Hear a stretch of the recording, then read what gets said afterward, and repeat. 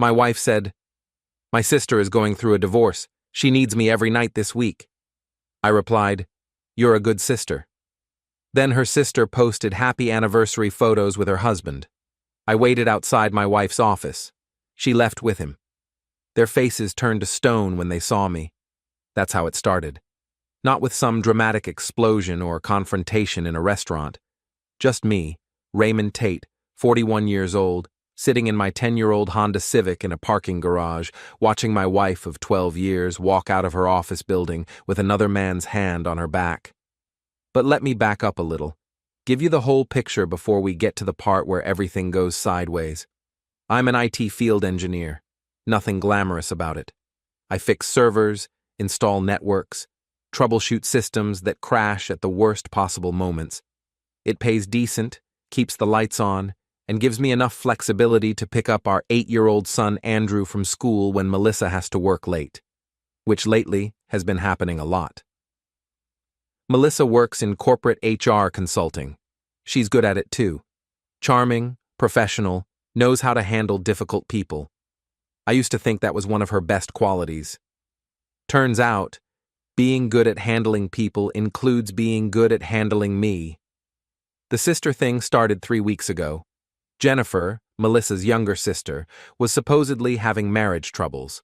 According to Melissa, David had been distant. They were fighting constantly, and Jennifer needed someone to talk to, someone to hold her hand through what was shaping up to be a messy separation. "She's really struggling, Ray," Melissa told me over dinner one Tuesday night. Andrew was upstairs doing homework, and we had the kitchen to ourselves. "I think David might be seeing someone else." I made the appropriate sympathetic noises, asked if there was anything I could do to help. Melissa shook her head, gave me that sad smile that made me want to fix everything for her. "Just be patient with me, okay? She needs me right now." Patient. That's what I've been for 12 years. Patient when her career took priority over mine. Patient when she decided we needed to move to this suburb 40 minutes from my job because the schools were better. Patient when her friends became our social circle and mine gradually faded away. The first night she went to Jennifer's, I didn't think much of it. Sisters help each other out. That's what family does. I heated up leftover pizza for Andrew and me, helped him with his math homework, and watched a movie until Melissa came home around 11. "How's she doing?" I asked. "Better. We talked for hours. I think it helped." The second night followed the same pattern, and the third. By the fourth night, I was starting to notice things, like how Melissa seemed more energetic when she came home, not drained the way you'd expect after consoling a heartbroken sister. How she'd started wearing perfume again, something she hadn't done regularly in years.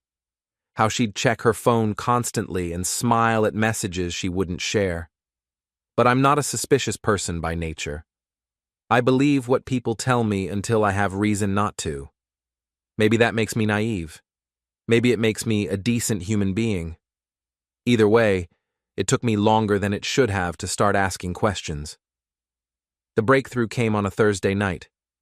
I was scrolling through social media while Andrew watched cartoons, just mindlessly browsing through the usual mix of political rants and vacation photos. That's when I saw it. Jennifer's post from the night before. A picture of her and David at some upscale restaurant downtown. She was wearing a red dress, he had his arm around her, and they both looked happy. Really happy. The caption read, "15 years married today. Here's to 15 more with my best friend and the love of my life." I stared at the screen for a long time. Read the caption 3 times to make sure I wasn't misunderstanding something. Check the date stamp. Wednesday night, 8:47 p.m. The same Wednesday night Melissa had spent consoling Jennifer through her marital crisis. My first thought was that maybe Jennifer was putting on a brave face. Maybe she and David were trying to work things out, and the anniversary dinner was part of that process. People post happy photos all the time when their lives are falling apart. Social media is basically professional-grade lying. But then I looked closer at the photo. Really looked. Jennifer's smile wasn't forced or brittle. David wasn't maintaining careful distance. They looked like a couple celebrating 15 years of marriage, because that's exactly what they were doing. I set my phone down and tried to think of innocent explanations. Maybe Melissa had gotten the timing wrong. Maybe the crisis was between the anniversary dinner and today. Maybe Jennifer had confided in her about problems that weren't visible in a single photograph. Or maybe my wife was lying to me. That possibility sat in my chest like a weight I couldn't shift. I'd never seriously questioned Melissa's honesty before. Sure, she'd tell little white lies sometimes. Everyone does. But this would be different. This would be calculated deception, sustained over multiple days, for reasons I couldn't yet imagine. I spent the rest of the evening in a strange state of hyper-awareness, watching Melissa when she came home, listening to the tone of her voice as she described Jennifer's emotional state, noting details that might contradict the story she was telling me. "She's thinking about staying at a hotel for a few days," Melissa said as we got ready for bed, "just to get some space and figure out what she wants." "That sounds rough," I replied, testing the waters. "I saw on social media that they had their anniversary this week. Must be weird timing for all this." Melissa didn't miss a beat. "That's part of the problem. David insisted on going through with the dinner even though they're barely speaking. Jennifer said it was the most awkward 3 hours of her life." Smooth. Practiced. If I hadn't seen that photo, I would have believed every word. Friday night, Melissa went to Jennifer's again. I waited until she was gone, then called Mike Callahan, my best friend since high school, and the closest thing I have to a brother. Mike used to be a cop before he started his own security consulting business. If anyone would know how to handle a situation like this, it would be him. "Ray, buddy, what's going on?" Mike's voice was warm, familiar. We'd been friends long enough that he could read my mood in 3 words. "I need some advice. Hypothetical situation." "Uh-huh. What kind of hypothetical?" I told him about Jennifer's anniversary photos and Melissa's story about the divorce. Kept it clinical, factual. Mike listened without interrupting. "So what's your gut telling you?" he asked when I finished. "That something's not right. But I don't know what. Could be innocent. Could be your wife's covering for her sister's attempt to save the marriage. Could be a lot of things. Could be. But you don't think so?" "No, I don't." Mike was quiet for a moment. "You want my professional opinion? People lie about where they're going for 2 reasons. Either they're doing something they shouldn't be doing, or they're planning something they shouldn't be planning. Either way, you need more information before you make any moves." "What kind of information?" "The kind that proves what's really happening instead of what you're being told. You know where she works, right? You know her schedule?" I did know her schedule.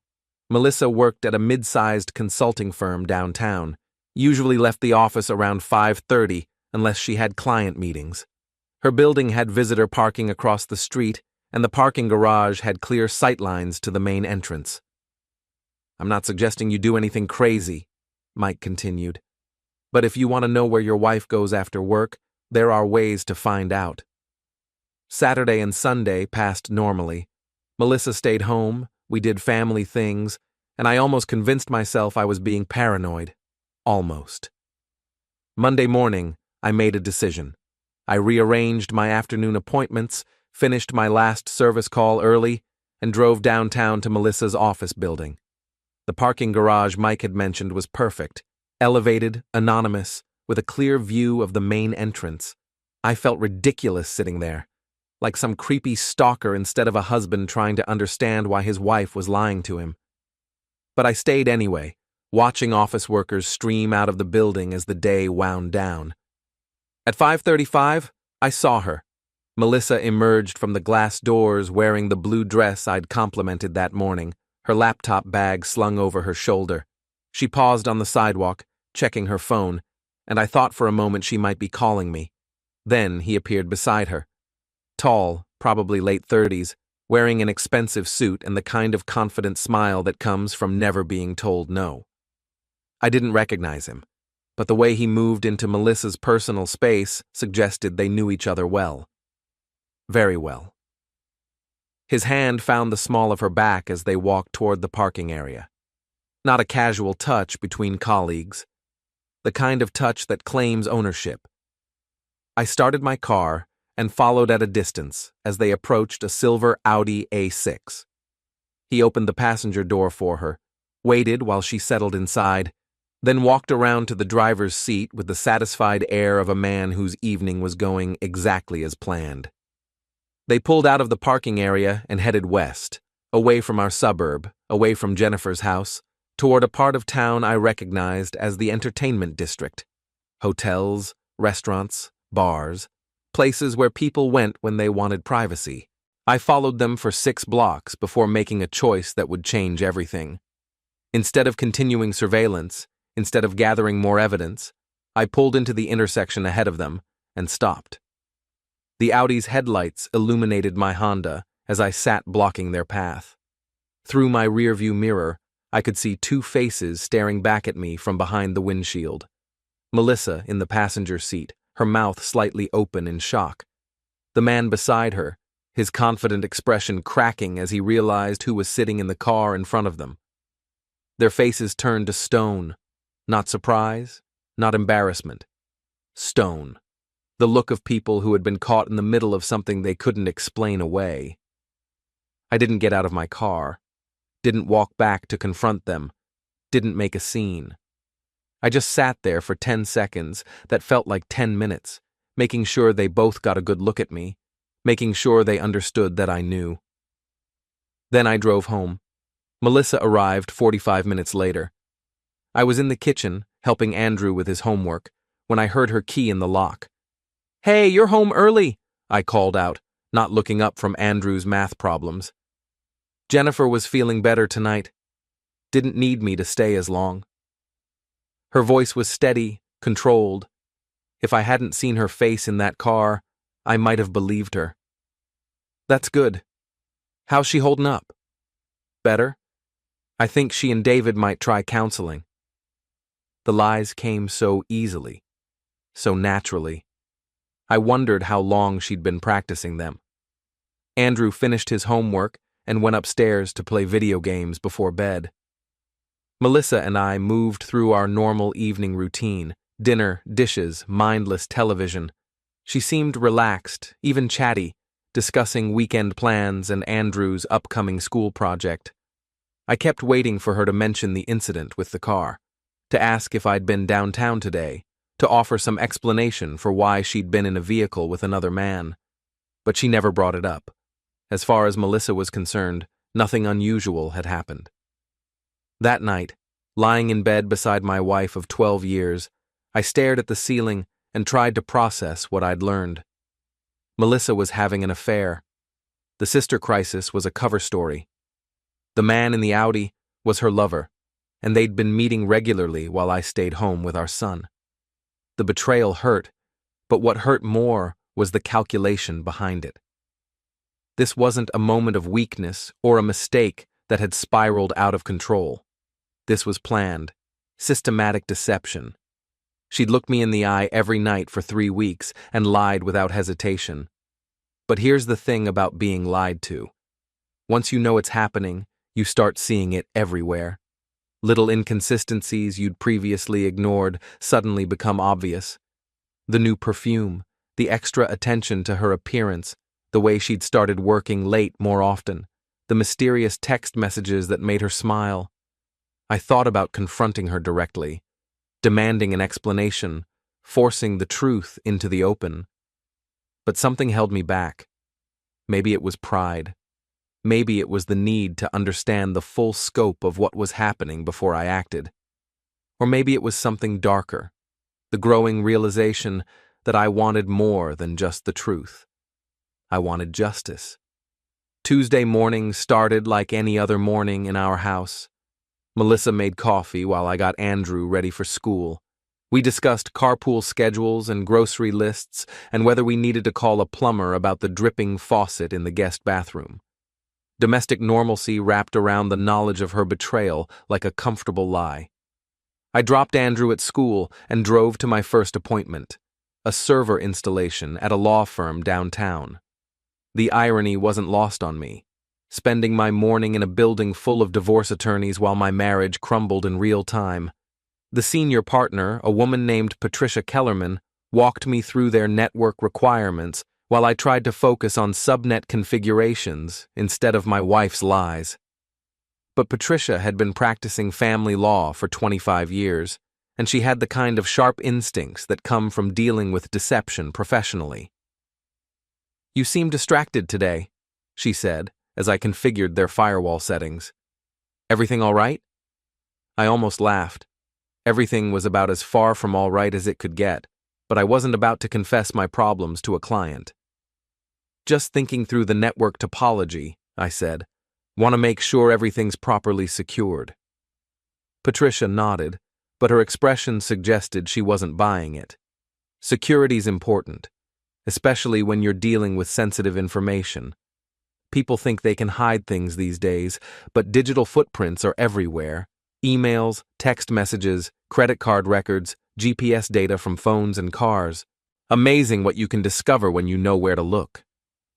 She wasn't talking about network security anymore. I finished the installation and drove to my next appointment, but Patricia's words stayed with me. Digital footprints. I'd been thinking about this situation like it was 1995, when affairs required physical surveillance and private investigators. But this was 2024. People documented their entire lives electronically, often without realizing it. That afternoon, I called Mike again. "How'd the stakeout go yesterday?" he asked. I told him about following Melissa and her mystery man, about blocking their path and seeing their faces when they realized they'd been caught. "Ballsy move," Mike said. "Probably not the smartest, but definitely ballsy. So what's your next step?" "I need to know who he is, and I need to know how long this has been going on." "Both doable. You got a good look at him?" "Good enough.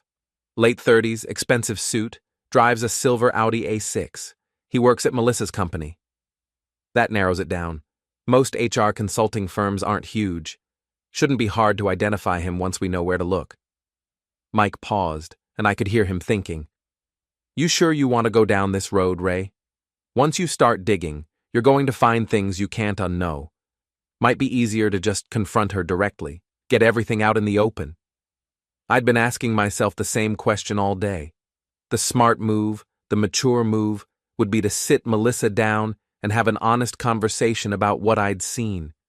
Give her a chance to explain, to come clean, to figure out if our marriage was worth saving. But I kept thinking about how easily the lies had come to her, how she'd used her sister's marriage as cover for her affair, how she'd sat across from me at dinner table after dinner table, talking about Jennifer's problems while planning her next rendezvous. "I need to know everything," I said finally. "How long? How serious? What else she's been lying about? I can't make any decisions without the full picture." "All right, but we do this smart, okay? No more dramatic parking lot confrontations. We gather information quietly, document everything, and keep our options open." That evening, Melissa announced she'd be spending another night at Jennifer's. "I thought you said they were trying counseling," I said. "They are, but Jennifer's still pretty fragile. She asked if I could stay over tonight just in case she needs someone to talk to." Another lie, delivered with the same practiced sincerity as all the others. "Of course," I said. "You're a good sister." After Melissa left, I helped Andrew with his homework and got him settled in front of the television. Then I did something I'd never done before in 12 years of marriage. I searched through my wife's belongings. I started with her desk in our home office. Bills, appointment cards, shopping lists, nothing unusual. Her laptop was password protected, and I didn't know enough about computer security to crack it without leaving obvious traces.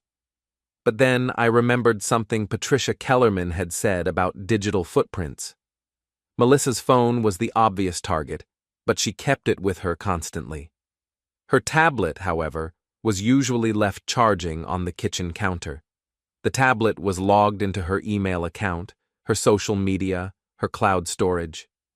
Everything synchronized across devices, probably without her realizing how much access that provided. I felt like a criminal going through her messages, but I pushed past the guilt. She'd forfeited her right to privacy the moment she started lying to me. The recent emails were mostly work-related, but I found what I was looking for in her text messages. A conversation thread with someone listed as Stephen C. that went back 6 weeks. Stephen, missing you already. Tonight was perfect. Melissa, I can't stop thinking about the hotel. When can we do that again? Stephen, soon. I'll figure out another business trip excuse. Melissa, I hate lying to Ray, but I can't give this up. You make me feel alive again. I read through weeks of messages. Plans for secret meetings, complaints about their respective spouses, increasingly intimate exchanges that made my stomach turn. But it was the timeline that really got to me. 6 weeks. This hadn't been a recent development or a sudden lapse in judgment. She'd been planning and executing this deception for more than a month. The most recent exchange was from earlier that day. Stephen, can't wait to see you tonight. Same place? Melissa, yes. I told Ray it was another sister emergency. Stephen, you're getting good at this. Melissa, too good. Sometimes I scare myself. I screenshot everything and emailed the images to myself, then cleared the browser history and put the tablet back where I'd found it. My hands were shaking by the time I finished. Stephen C. Stephen Caldwell, most likely. I pulled up Melissa's company website and found him in their employee directory. Senior account manager, 5 years with the firm, MBA from Case Western. His professional headshot showed the same confident smile I'd seen in the Audi. I spent the rest of the evening researching Stephen Caldwell. Social media profiles, professional background, public records. Married to a woman named Rebecca, no children, lived in an upscale suburb about 20 minutes from our house. His LinkedIn profile showed a career trajectory that suggested ambition and success. The kind of man who was used to getting what he wanted. What he wanted, apparently, was my wife. Melissa came home around midnight, moving quietly through the house so she wouldn't wake Andrew. I pretended to be asleep when she slipped into bed beside me, but I could smell his cologne on her clothes. Wednesday morning, I made a decision that would have seemed impossible a week earlier. I was going to fight back, but first, I needed help from someone who understood the rules of this particular game. I called in sick to work and drove to Mike's office, a small suite in a converted warehouse that housed several independent contractors. Mike's security consulting business was legitimate and successful, but his background in law enforcement had given him connections and skills that operated in grayer areas. "You look like hell," Mike said when I walked into his office. "Feel worse. I found some things last night." I showed him the screenshots from Melissa's tablet, the timeline of her affair, Stephen Caldwell's professional information. Mike reviewed everything methodically, occasionally asking questions about dates and details. 6 weeks is a significant investment, he said finally. This isn't a fling that's going to burn out on its own. They're planning for the long term. What do you mean? Look at the pattern. They started with stolen hours and hotel rooms, but now she's creating elaborate cover stories for regular overnight visits. That's relationship behavior, not affair behavior. They're building something. The implications of that hit me like a physical blow. I'd been thinking about this as a betrayal to be exposed and ended. Mike was suggesting it might be a replacement being planned. So what do I do? Depends on what you want to accomplish. You want to save your marriage? You confront her with what you know and demand counseling. You want to end your marriage on favorable terms? You document everything and prepare for divorce proceedings. You want to make them both pay for what they've done. Mike shrugged. That's a different conversation. What would making them pay look like? Professional consequences, social consequences, personal embarrassment. There are lots of ways to hurt people without breaking any laws. I thought about Stephen Caldwell's confident smile, about Melissa's casual lies, about how they'd both looked when they realized I'd caught them. Stone faces hiding guilty consciences. "Tell me about the different conversation," I said. Mike leaned back in his chair and studied my face. "You sure about this, Ray? Because once we start down that road, there's no going back to the high road. I'm sure. All right, but we do this right. No violence, no property damage, nothing that puts you in legal jeopardy. We hit them where it hurts most, their reputations, their relationships, their sense of control. We make them face consequences for their choices." He pulled out a legal pad and started making notes. "First thing we need is more evidence. Photos, recordings, documentation that proves the affair beyond any doubt. Second, we need to understand their vulnerabilities. What do they have to lose if this becomes public knowledge?" "Stephen's married," I said, "and they work together. Most companies have policies about workplace relationships." "Good start. What about social connections? Friends, family, professional networks?" I thought about Melissa's social circle, the suburban wives who formed our primary friend group. Women like Carla Del Vecchio, who lived 3 houses down and knew everyone's business, who thrived on gossip and social drama. "Melissa cares a lot about what people think of her," I said. "Her reputation matters to her." "Then that's where we hit first, but carefully, strategically. We want maximum impact with minimal blowback." Mike outlined a plan that was both simple and devastating. Instead of confronting Melissa directly, we'd let the truth reveal itself in ways that would humiliate both her and Stephen while protecting my legal position. "The key is patience," Mike explained. "Don't rush, don't get emotional, don't give them any warning about what's coming. Let them think they're getting away with it right up until the moment their world falls apart." I left Mike's office feeling something I hadn't experienced in days: hope. Not hope that my marriage could be saved, but hope that justice was possible, that actions could have consequences even for people who thought they were too smart to get caught. That afternoon, I implemented the first phase of Mike's plan. I called Melissa's office and asked to speak with Stephen Caldwell. "This is Stephen," he said when the call transferred. "Stephen, this is Ray Tate, Melissa's husband. I was wondering if we could meet for coffee sometime. I'd like to thank you personally for all the support you've been giving my wife during this difficult time with her sister." The silence on the other end of the line lasted long enough for me to count to 5. "I'm sorry, what support?" "Oh, you know, the rides home when she's too emotional to drive safely. The shoulder to cry on when Jennifer's situation gets overwhelming. Melissa speaks very highly of your kindness." Another pause. "I think there might be some confusion. I haven't been providing any particular support to Melissa regarding her sister." "Really? That's strange. She specifically mentioned your name when she talked about colleagues who've been understanding about her need to leave work early for family emergencies." "Well, we all try to be supportive of each other here, but I wouldn't say I've done anything special." His voice was carefully controlled now, professional and distant. But I could hear the tension underneath. My mistake then. Maybe I misunderstood. Anyway, I just wanted to reach out and express my appreciation. "Have a great day, Stephen." I hung up before he could respond. The beauty of the call was its plausible deniability. I hadn't accused anyone of anything or revealed what I knew. I'd simply thanked him for supporting my wife, using language that could be interpreted innocently by anyone who wasn't hiding something. But Stephen Caldwell was hiding something, and now he knew that I was paying attention. That evening, Melissa seemed agitated when she came home from work. She picked at her dinner, checked her phone constantly, and snapped at Andrew when he asked for help with his science project. "Everything okay?" I asked. "Just work stress. Some personnel issues that need to be resolved."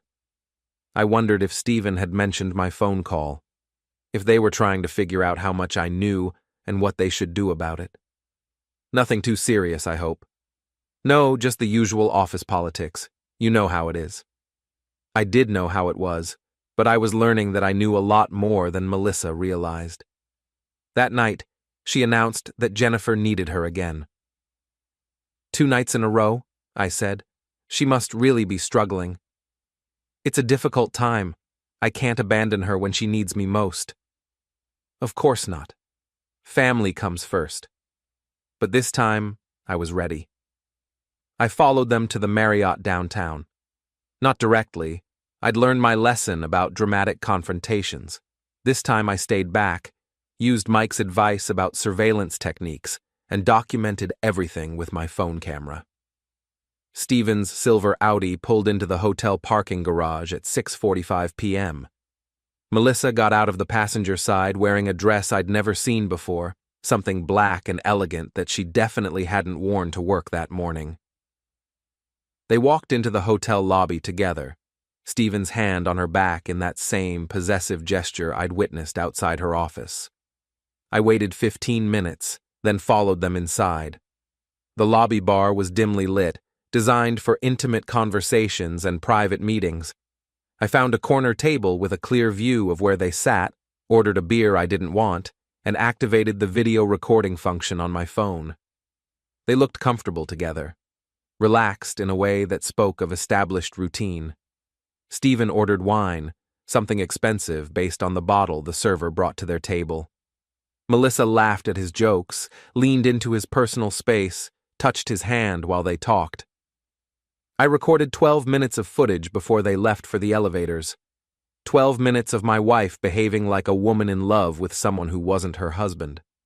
The drive home gave me time to process what I'd witnessed. This wasn't just physical attraction or a midlife crisis. Melissa was emotionally invested in this relationship.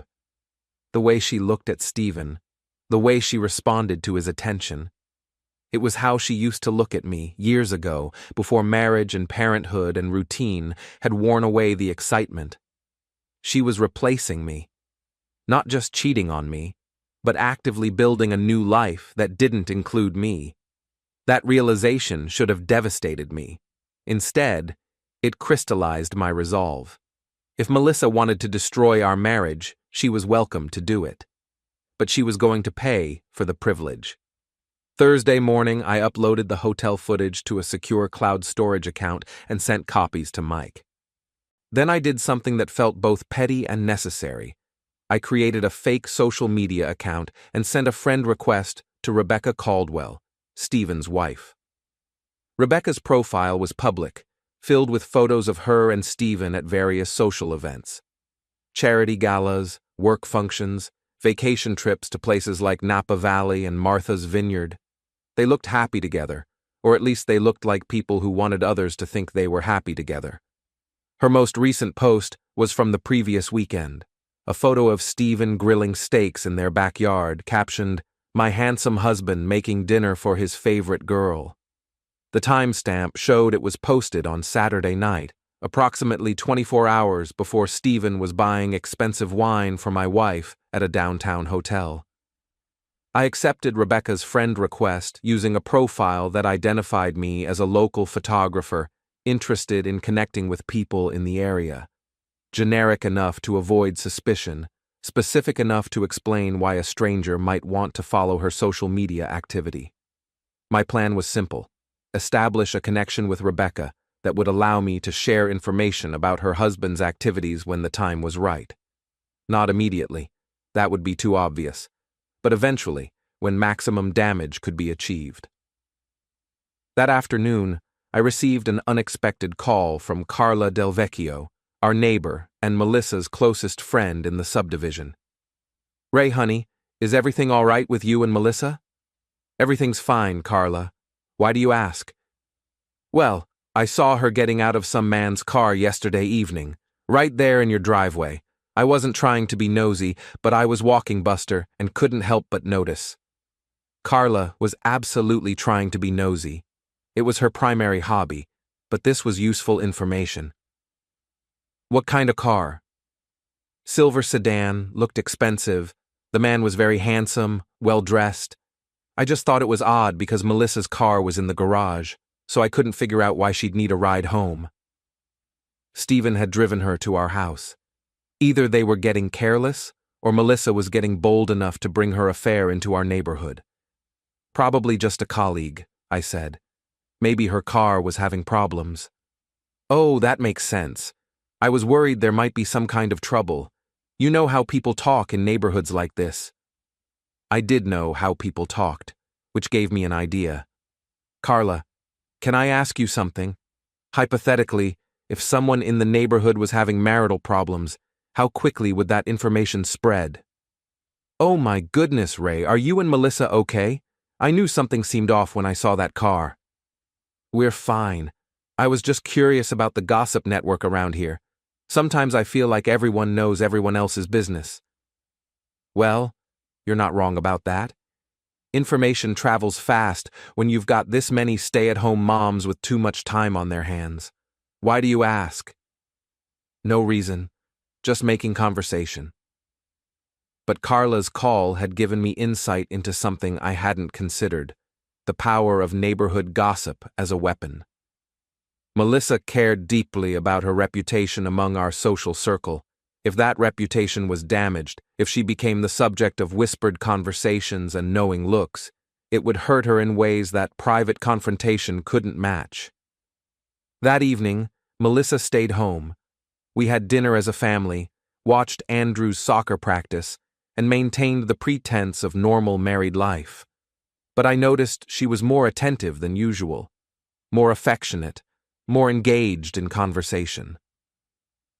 I was thinking we should plan a weekend getaway, she said as we cleaned up after dinner. Just the two of us. Andrew could stay with my parents.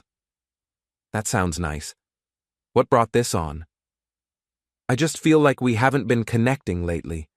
Between work stress and Jennifer's situation, I haven't been as present as I should be. It was a masterful performance. The caring wife recognizing her neglect and taking steps to repair the relationship. If I hadn't known about Stephen Caldwell, I might have been touched by her concern. When were you thinking? Maybe next month? I'll check with Mom about watching Andrew. I agreed to the weekend getaway, knowing it would never happen. By next month, our marriage would be over, and Melissa would be dealing with consequences she couldn't yet imagine. Friday brought the first crack in their facade. I was at a client site, installing new workstations for a medical practice, when my phone buzzed with a text from an unknown number. This is Rebecca Caldwell. I got your friend request on social media. Do we know each other? I'd been expecting this. Rebecca was clearly more cautious about online connections than her husband was about extramarital affairs. I don't think we've met in person, I replied. I'm a local photographer, and I follow people in the area who post interesting content. Your travel photos are beautiful. Thank you. What kind of photography do you do? Events, portraits, some investigative work. I specialize in capturing moments that tell stories. The investigative work part was a stretch, but it planted a seed for future conversations. That sounds fascinating. Do you have a portfolio online? I'd anticipated this question and prepared accordingly. I'm actually between websites right now, but I'd be happy to share some samples if you're interested in having any work done. I might be. My husband and I are attending several events this fall, and we could use someone to document them. Perfect. Rebecca was unknowingly opening a door that would allow me to stay connected to their social circle while gathering intelligence about Stephen's activities. We exchanged a few more messages about photography rates and availability before she signed off. The conversation was innocuous enough to avoid suspicion, but it established me as someone with legitimate reasons to be interested in their lives. That evening, Mike called with an update on his research into Stephen Caldwell. Interesting guy, Mike said. Clean background, no criminal record, but he's got a pattern of behavior that suggests this isn't his first rodeo. What kind of pattern? Employment history shows he's changed jobs 3 times in the past 8 years. Each time he left under circumstances that weren't quite voluntary. Never fired outright, but encouraged to pursue opportunities elsewhere. Any idea why? I've got a contact at his previous company. Apparently Stephen had a reputation for getting involved with female colleagues. Nothing that rose to the level of harassment complaints, but enough to make HR nervous. So Melissa wasn't Stephen's first workplace affair. That information was useful for several reasons, not least of which was that it suggested he had experience with this kind of deception. What about his marriage? Solid on paper. Rebecca comes from money, family owns a chain of restaurants in Ohio. Stephen married up, both socially and financially. Divorce would cost him significantly. How significantly? Prenup limits his access to family money, but they've got joint assets worth probably $2 million. Plus, Rebecca's family connections are a big part of his professional network. He loses her. He loses access to a lot of opportunities. That was leverage I could use. Stephen wasn't just risking his marriage by pursuing Melissa. He was risking his entire lifestyle. There's something else, Mike continued.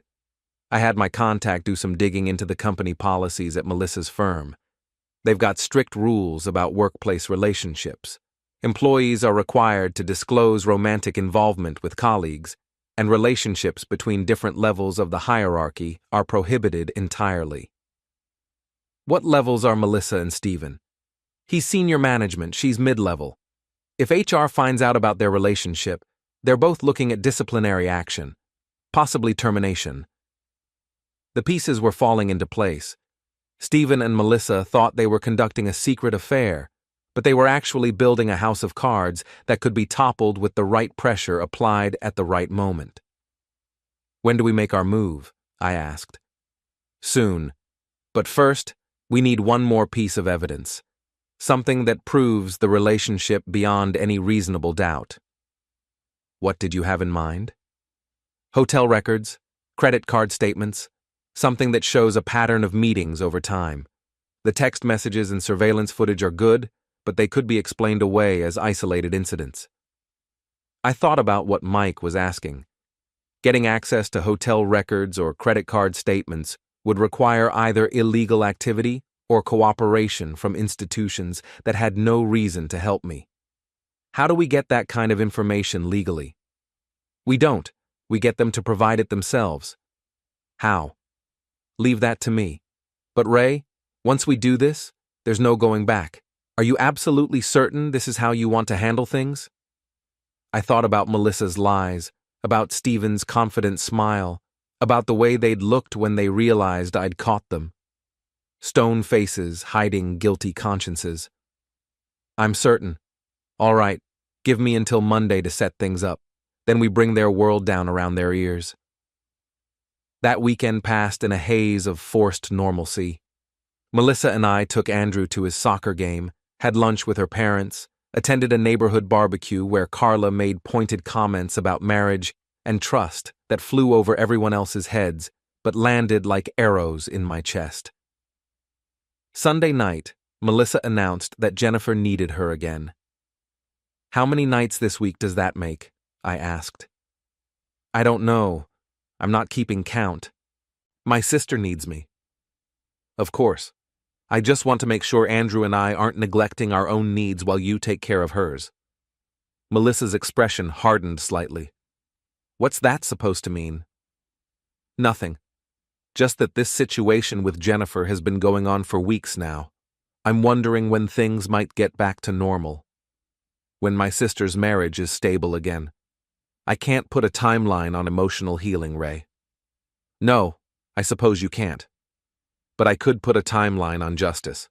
And according to Mike's plan, that timeline was about to accelerate dramatically. Monday morning, I woke up knowing it would be the last day of my marriage as I'd known it. By evening, everything would be different. The lies would be exposed, the consequences would begin, and Melissa and Stephen would learn that actions have prices that must be paid. I made coffee, helped Andrew get ready for school, and kissed my wife goodbye for what I suspected would be the last time. Have a good day, Melissa said as she headed for her car. You too, I replied. I hope it's everything you deserve. She didn't catch the double meaning, but she would soon enough. Mike's plan was elegant in its simplicity. Instead of confronting Stephen and Melissa directly, we would create a situation where they exposed themselves to the people who mattered most, their colleagues, their spouses, their social circles. The setup began Monday morning with a phone call Mike made to Melissa's office, identifying himself as an event coordinator for the Cleveland Business Journal. "We're hosting a networking reception Thursday evening to honor outstanding HR professionals in the region," he told the receptionist. "We'd like to invite Melissa Tate and Stephen Caldwell to attend as our guests of honor." The invitation was convincing because Mike had done his homework. The Cleveland Business Journal was a real publication, the networking reception was a real event, and both Melissa and Stephen had legitimate professional accomplishments that would justify the recognition. What wasn't real was their invitation to attend together. Mike had researched the event and discovered it was being held at the Westin downtown, the same hotel where I'd photographed Melissa and Stephen having drinks 3 days earlier, the same hotel where they'd been conducting their affair for weeks. The beauty of the plan was that it gave them exactly what they wanted: a legitimate excuse to be seen together in public, at an upscale venue, dressed for an evening out. They would think they were being clever, using a professional event as cover for their personal relationship. They had no way of knowing that I would be there too. Tuesday morning, Melissa mentioned the invitation over breakfast. "I got the most wonderful surprise yesterday," she said, buttering toast for Andrew. "The Cleveland Business Journal wants to honor me at a networking reception Thursday night." "That's fantastic," I said. "What's the occasion?" "Outstanding achievement in HR consulting. Apparently they're recognizing several professionals from different firms." "Will anyone else from your company be there?" "Stephen Caldwell got invited too, which makes sense. He's done excellent work on client relations this year." The lie came so naturally that I almost admired her skill. If I hadn't known the truth, I would have been proud of my wife's professional recognition and pleased that she'd have a colleague to share the experience with. "You should go," I said. "You've worked hard for recognition like this." "You don't mind? I know Thursday is usually our night to watch movies together." "Of course I don't mind. This is important for your career." What I didn't mention was that Thursday night would indeed be important for her career, just not in the way she expected. Wednesday evening, I received a text from Rebecca Caldwell. "Hi, Ray. I hope you don't mind me reaching out directly. Stephen mentioned he's attending a business event Thursday night, and I was wondering if you might be available to take some photos. He looks so handsome in his formal wear, and I'd love to have some professional pictures." I stared at the message for a long time before responding. Rebecca was unknowingly asking me to document her husband's affair. The irony was almost too perfect to believe. "I'd be happy to help," I replied. "What kind of photos were you thinking?" "Nothing too formal. Just some candid shots of him at the event. Maybe a few with his colleagues. Stephen's always so modest about his professional accomplishments. I want to capture him in his element." "I can definitely do that. Do you know which event he's attending?" "Something at the Westin downtown, a networking reception for business professionals." Perfect. Rebecca had just given me official permission to photograph her husband with my wife. "I know the venue well. Great lighting for photography. Should I send you the photos afterward, or would you prefer to review them first?" "Oh, send them directly. I trust your artistic judgment. And Ray, thank you so much for doing this. Stephen has no idea I'm arranging it. I want it to be a surprise." It would definitely be a surprise, for everyone involved. Thursday afternoon, I called in sick to work and spent 2 hours preparing for the evening. Mike had provided me with press credentials that would get me into the reception as a photographer for a local business magazine. The credentials were legitimate. Mike's security consulting business occasionally contracted with media companies for event coverage. I dressed professionally, gathered my camera equipment, and drove downtown 3 hours before the event was scheduled to begin.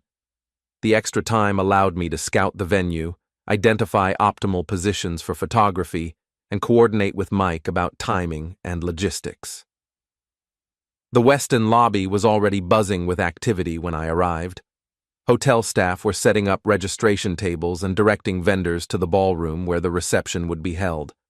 I checked in with the event coordinator, showed my press credentials, and received a media packet that included the guest list. Stephen Caldwell and Melissa Tate were both listed as attendees, along with approximately 200 other business professionals from across the region. They would blend into the crowd easily, just another pair of colleagues attending a networking event. Except, I would be watching their every move. At 6:30 p.m., guests began arriving. I positioned myself near the registration area with a clear view of the main entrance, camera ready to document whoever walked through the doors. Melissa arrived first, wearing the same black dress she'd worn to their hotel rendezvous the previous week. She looked beautiful, confident, and completely unaware that her world was about to collapse. Stephen appeared 10 minutes later, scanning the crowd until he spotted Melissa near the bar. The smile that crossed his face when he saw her was unmistakable. Not the polite acknowledgement of a colleague, but the warm recognition of a lover. I began photographing immediately. They maintained professional distance at first, mingling separately with other attendees, but their awareness of each other was constant. Stolen glances across the room, subtle positioning that kept them within each other's sight lines, the kind of body language that screams intimacy to anyone who knows what to look for. I captured it all. Wide shots that showed the context, close-ups that revealed their expressions, candid moments when they thought no one was watching. At 7:15, they found each other at the bar. Stephen ordered wine, the same expensive brand I'd seen him choose at the Marriott. Melissa laughed at something he said, touching his arm in a gesture that lasted 3 seconds too long to be professional. I photographed the touch, the laugh, the way they leaned into each other's personal space while maintaining the pretense of casual conversation. At 7:45, they moved to a corner table partially hidden from the main crowd. Stephen's hand found Melissa's knee under the table. She didn't pull away. I photographed that too. By 8:30, they were behaving like a couple on a date who'd forgotten they were in public. Intimate conversation, prolonged eye contact, the kind of focused attention that excludes everyone else in the room. The final shot came at 9:15 when Stephen leaned across the table and whispered something in Melissa's ear that made her blush. For just a moment, her professional mask slipped completely, revealing the expression of a woman who was deeply, genuinely happy. I lowered my camera and felt something unexpected. Not anger or satisfaction, but sadness.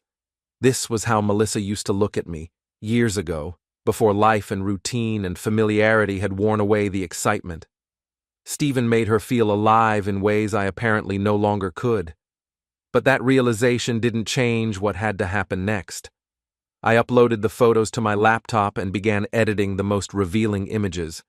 Mike had arranged for them to be delivered to specific recipients first thing Friday morning. Rebecca Caldwell, the HR department at Melissa's company, and several key members of our social circle who could be counted on to spread the information quickly. The photos told a clear story.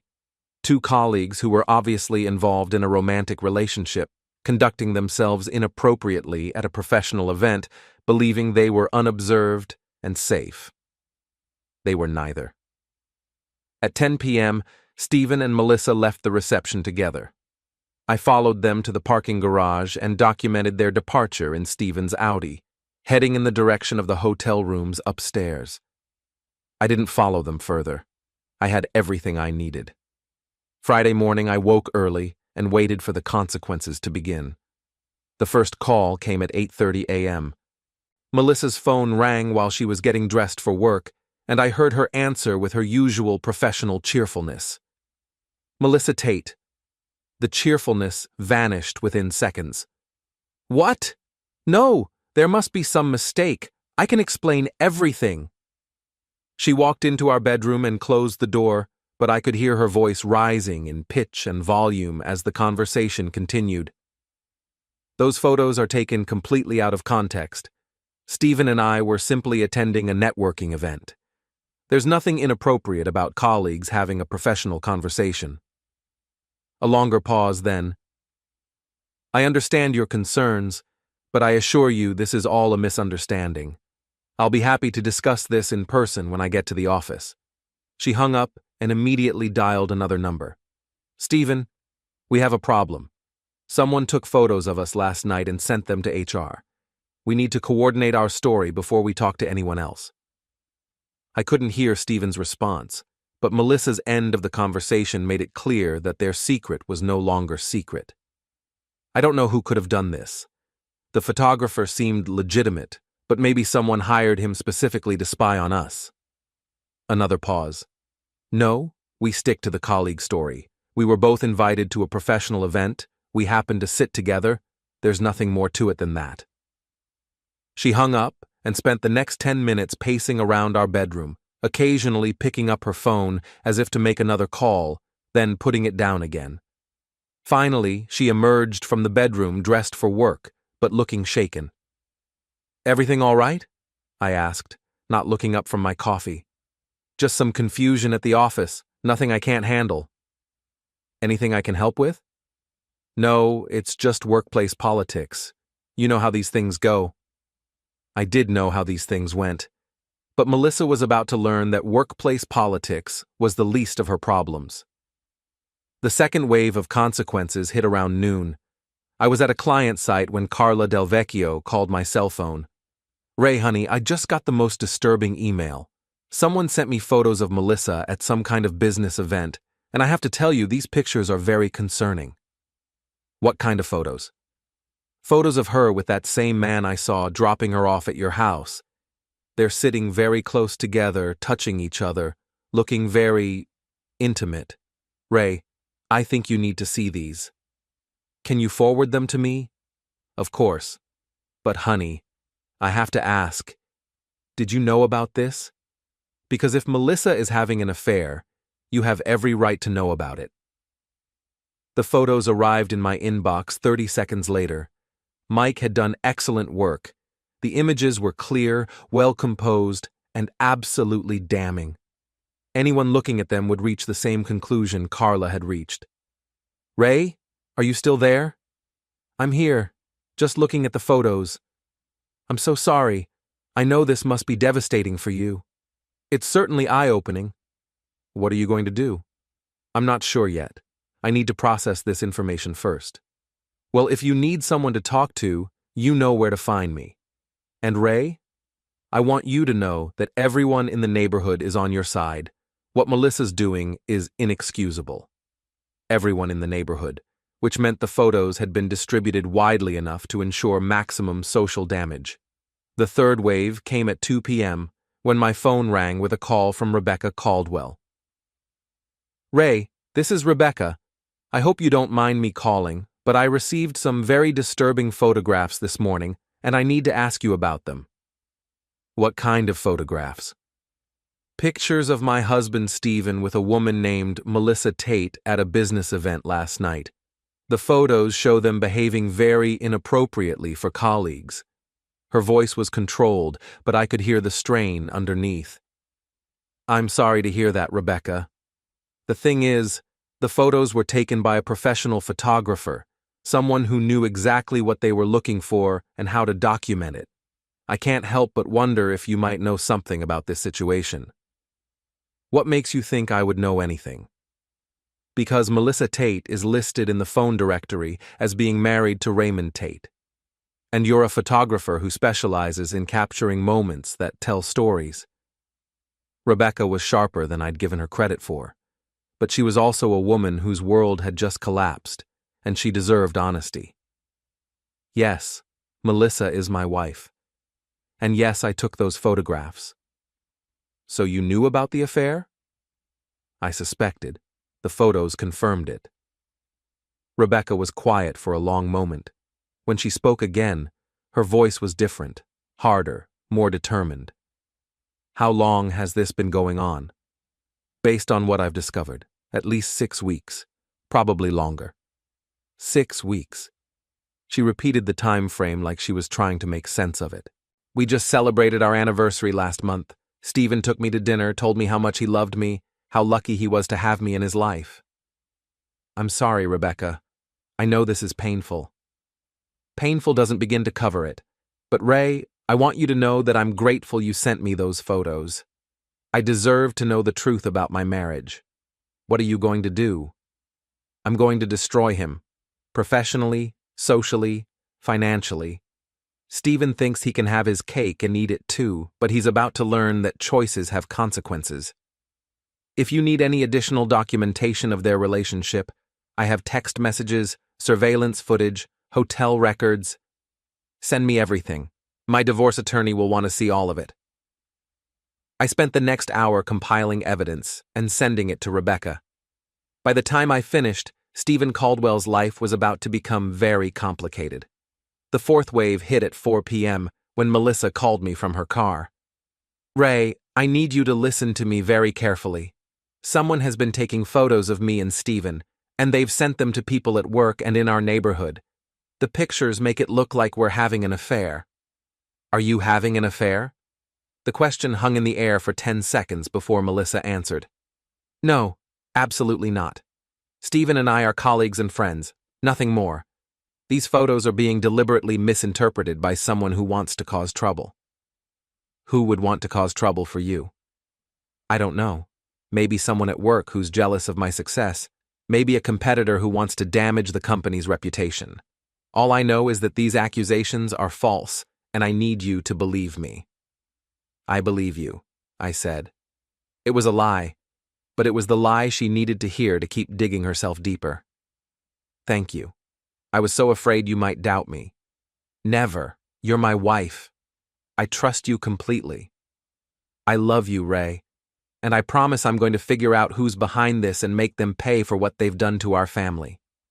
She had no idea that the person behind it was sitting in his car, recording their conversation and planning the next phase of her downfall. "I love you too," I said. "We'll get through this together." But we wouldn't get through it together. By tomorrow, Melissa would know exactly who was behind the photos and why they'd been taken. And by tomorrow, her affair with Stephen Caldwell would be the least of her problems. Friday evening, Melissa came home with the determined air of a woman preparing for battle. She'd spent the day at her office doing damage control, coordinating stories with Stephen, and trying to convince their HR department that the photographs were innocent professional interaction taken out of context. Based on the stress lines around her eyes, those conversations hadn't gone well. "How was your day?" I asked as she walked into the kitchen where I was preparing dinner. "Challenging. But I think I've got the situation under control." "What situation?" "Those photos I mentioned. It turns out someone hired a photographer to spy on me and Stephen at the business reception. They're trying to make it look like we're having an inappropriate relationship." "That's terrible. Who would do something like that?" "I have some theories. There are people at work who resent my success, and Stephen's been passed over for promotions by candidates with less experience. This could be corporate sabotage." Her ability to construct alternative narratives was impressive. If I didn't know better, I might have believed that she and Stephen were innocent victims of a conspiracy. "What did HR say?" "They're conducting an investigation, but I'm confident they'll conclude that we did nothing wrong. The photos show two colleagues having a conversation at a networking event. There's nothing inappropriate about that." "Of course not. The bigger problem is that whoever took those photos also sent them to people in our neighborhood. Carla Del Vecchio called me this afternoon with all kinds of ridiculous questions about my relationship with Stephen." "What did you tell her?" "The truth. That Stephen is a colleague and friend, and that someone is deliberately trying to damage my reputation with misleading photographs." Melissa moved around the kitchen while she talked, opening mail and checking her phone with the nervous energy of someone who wasn't as confident as she sounded. "Ray, I need to ask you something, and I want you to be completely honest with me." "Of course." "Do you believe me? About Stephen? About the photos? About everything?" She was looking directly at me now, searching my face for signs of doubt or suspicion. This was the moment when a different kind of husband might have confronted her with what he knew. Demanded the truth, forced a confession, tried to save their marriage through honesty and counseling. But I wasn't that kind of husband anymore. "I believe you completely," I said. "You're my wife. I know you would never lie to me about something this important." Relief flooded her expression. "Thank you. I was so worried you might start doubting me because of these malicious photos." "Never. We're a team, Melissa. Whatever problems we're facing, we'll face them together. I love you so much. She hugged me then, holding on longer than usual, and I could feel the tension in her body starting to ease. She thought she'd weathered the storm. She thought her lies had been believed and her secret was still safe. She had no idea that the storm was just beginning. That evening, while Melissa helped Andrew with his homework, I received a call from Mike with an update on the day's developments. HR placed both of them on administrative leave pending investigation, he reported. Apparently the photos raised enough red flags that they can't ignore the situation. How long will the investigation take? Depends on what they find. If Stephen and Melissa stick to their story about being innocent colleagues, and if there's no other evidence of inappropriate behavior, they might get reprimands and transfers to different departments. But there is other evidence. Exactly. Which brings me to the next phase of the plan. Mike had been busy while I was managing Melissa's emotional state. He'd used his law enforcement contacts to obtain hotel security footage from the Marriott and Westin, showing Stephen and Melissa entering and leaving together on multiple occasions over the past 6 weeks. He'd also worked with Rebecca Caldwell's divorce attorney to subpoena Stephen's credit card records, which showed a pattern of charges at upscale restaurants and hotels that coincided with Melissa's supposed visits to her sister. We've got them completely cornered, Mike said. The question is how you want to use this information. What are my options? Option 1. Turn everything over to their HR department and let corporate justice take its course. They'll both be fired, which damages them professionally, but doesn't necessarily destroy them personally. What's option 2? We go nuclear, release everything publicly, make sure the whole story gets maximum exposure. Their affair becomes common knowledge throughout their professional and social circles. And option 3? We get creative, use the evidence as leverage to make them confess publicly and face consequences in a more theatrical way. I thought about Melissa's lies, about how easily deception came to her, about the way she'd used her sister's marriage as cover for her betrayal. Tell me about the theatrical option. We create a situation where they have to choose between confessing their affair publicly or facing even worse consequences. Give them a chance to come clean on their own terms, but make sure the confession happens in front of people who matter. How would that work? Leave that to me. But Ray, I need to know you're absolutely committed to this course of action. Once we implement option 3, there's no going back to a quiet divorce and shared custody. I looked through the kitchen doorway at Melissa helping our son with his math homework, playing the role of devoted mother while planning her next rendezvous with her lover. I'm committed. All right, give me the weekend to set things up. Monday morning, we end this. Saturday and Sunday passed in a surreal haze of domestic normalcy. Melissa seemed more relaxed now that she thought the immediate crisis had passed. She was affectionate with me, attentive to Andrew, and made plans for the family weekend getaway she'd mentioned the previous week.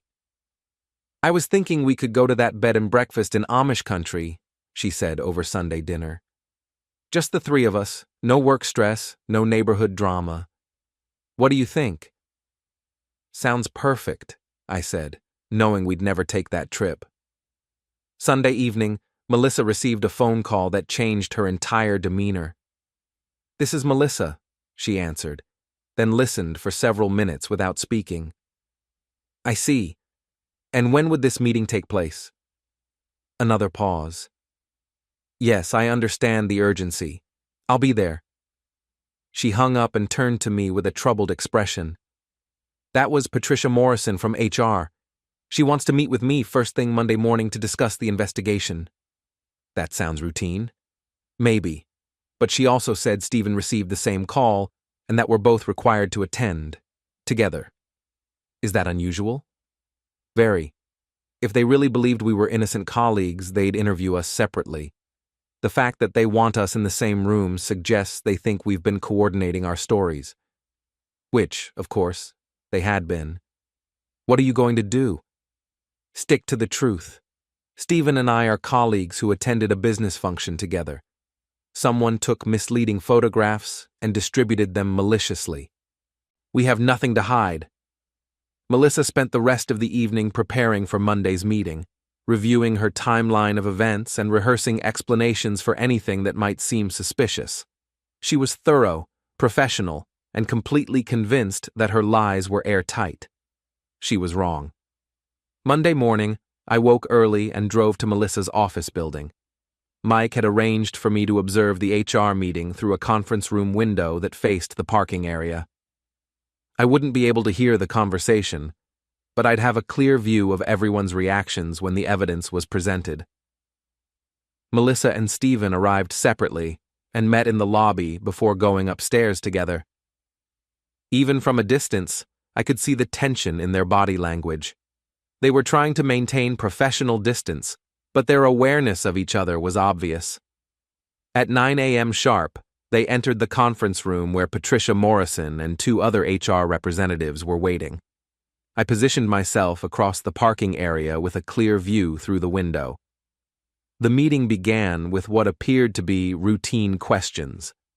Melissa and Stephen sat on opposite sides of the table, maintaining careful separation, while they presumably repeated their story about innocent professional interaction. For the first 15 minutes, both of them seemed confident and relaxed. They answered questions calmly, occasionally referring to documents they'd brought with them, and maintained the kind of professional demeanor that suggested complete honesty. Then Patricia Morrison opened a laptop computer and turned the screen toward them. The change in their expressions was instantaneous and dramatic. Stephen's confident smile vanished completely.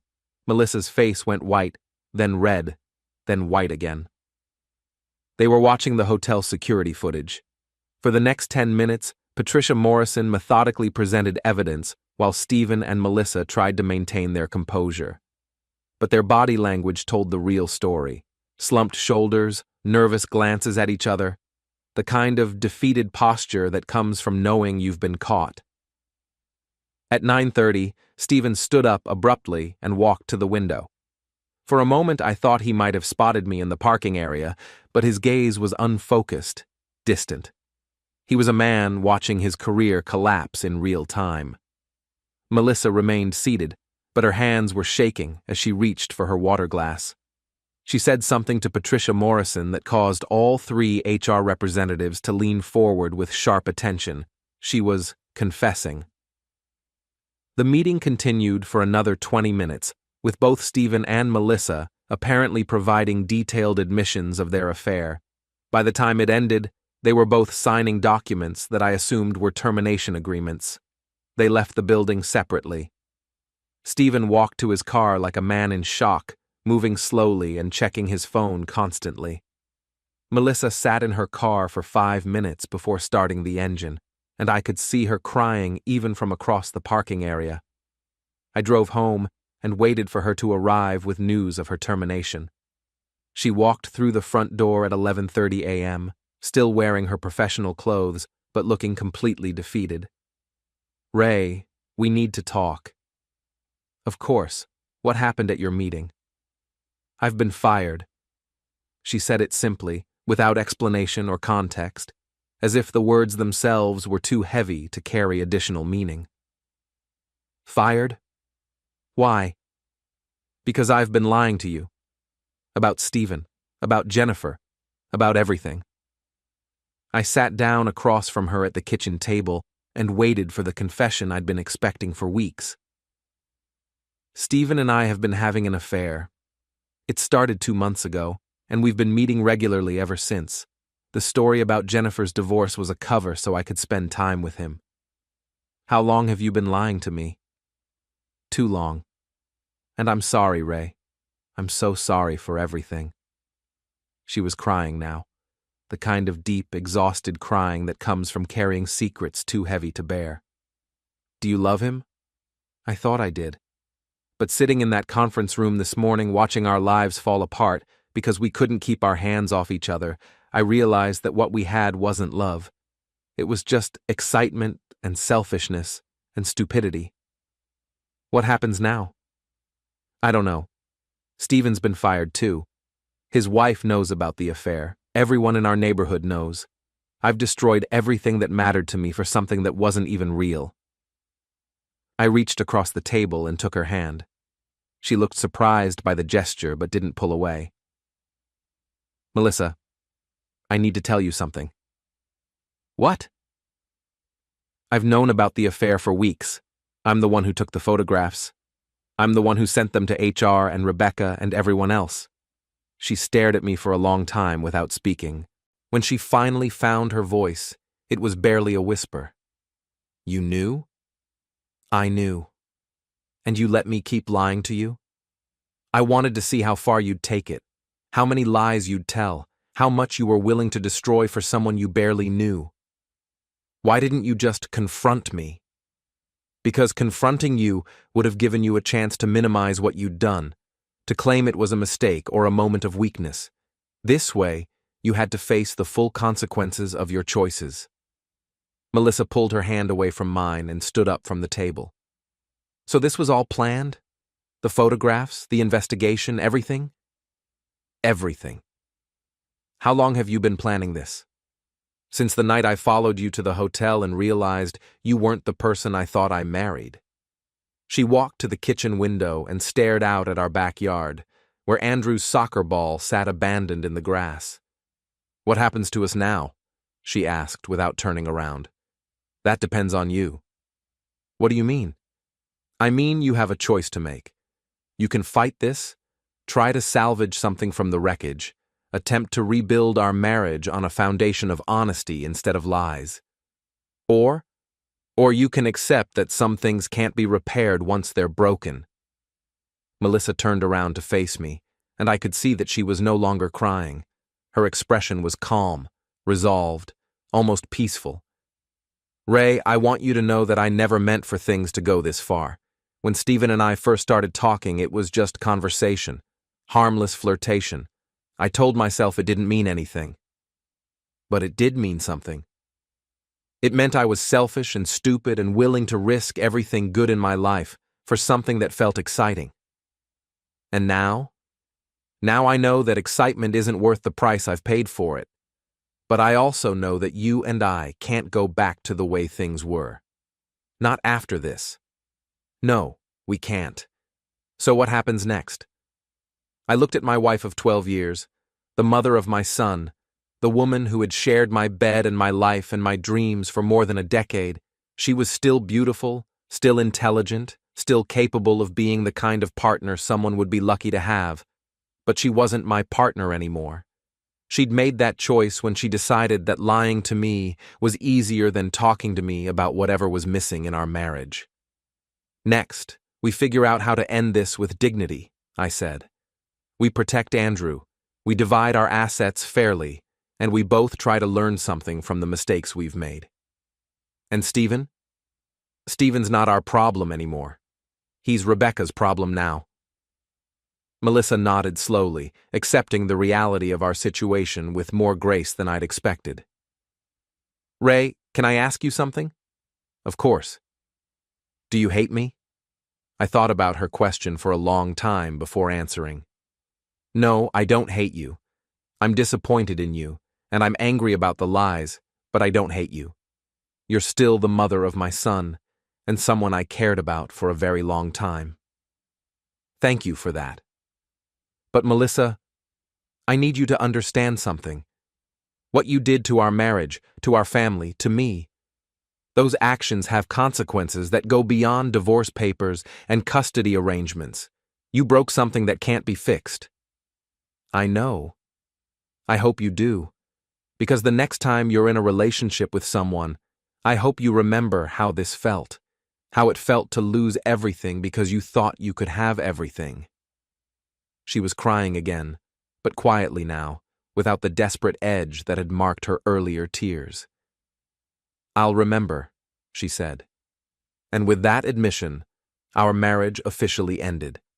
Not with shouting or accusations or dramatic confrontations, but with the quiet acknowledgement that some betrayals are too deep to forgive and some lies are too fundamental to overcome.